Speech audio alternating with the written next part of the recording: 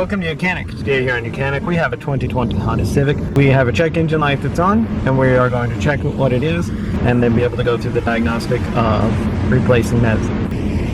Okay, so on our instrument cluster, it's feeding us some information. There's a bunch of other stuff that needs to be worked, but we also have this one here saying stop driving when it's safe, the engine temperature is too hot, and then our gauge here is super hot. So to start with, we have OBD2 scanner hooked up with the engine in the run position and the vehicle not started. We are going to go through diagnostic from the home screen. We have picking the Honda, then smart VIN, control modules, and the engine control system because we have the engine light on. You can do a full scan if you want to do a full scan, but we know that we are looking just in the engine control unit at the moment. I'm going to read those codes. We have a 06-2 sensor 1 circuit high input, and then airflow sensor, and this other one of a 125 sensor circuit high voltage. These two happen to both be with the mass airflow sensor, but this top one here, sensor 1 circuit high input, that is with the engine coolant temperature sensor. So we will go locate that sensor, the sensor 1, take a look at it, make sure that the connections are good. If they're good, then potentially roll out by replacing the sensor. If you know everything else is running on your vehicle, it doesn't hurt. So the sensor 1, or the sensor that we are looking for, is located right down through this little nest of wires, and we don't have to remove too much or really remove anything. We'll just need to be able to reach in there, squeeze the clip. We're making sure that it was connected correctly, and it is. So, and then we're going to check the wires and see that it's all good. Everything from this side looks good, so there's always the potential that just the sensor went bad.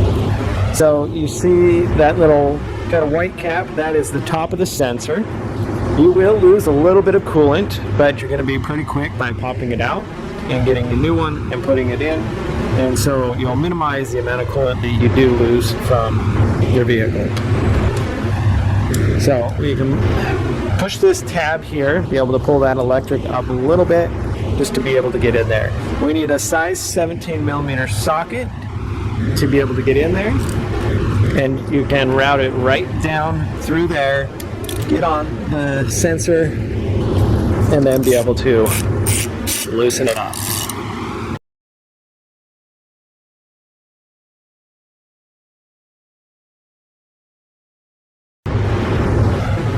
Okay, so it's loosened when we are just going to hand in here the right way. Whoops, it's a bit more than I thought.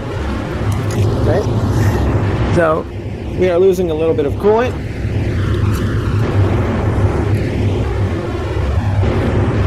Here is the sensor. This reads the temperature on your vehicle. Make sure that you've got the O-ring that came out with it. And you'll be able to take your new one, make sure the O-ring's on there, and be able to insert your new one.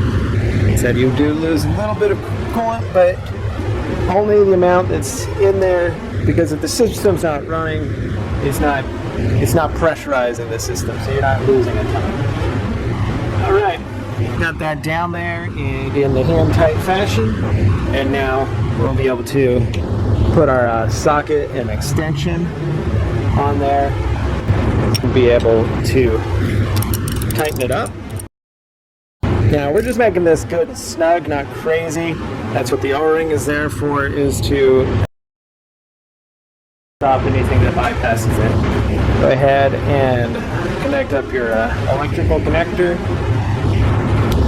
If you pick this thing up, you want to make sure that you get it back down on its clamp properly. It'll take a little bit.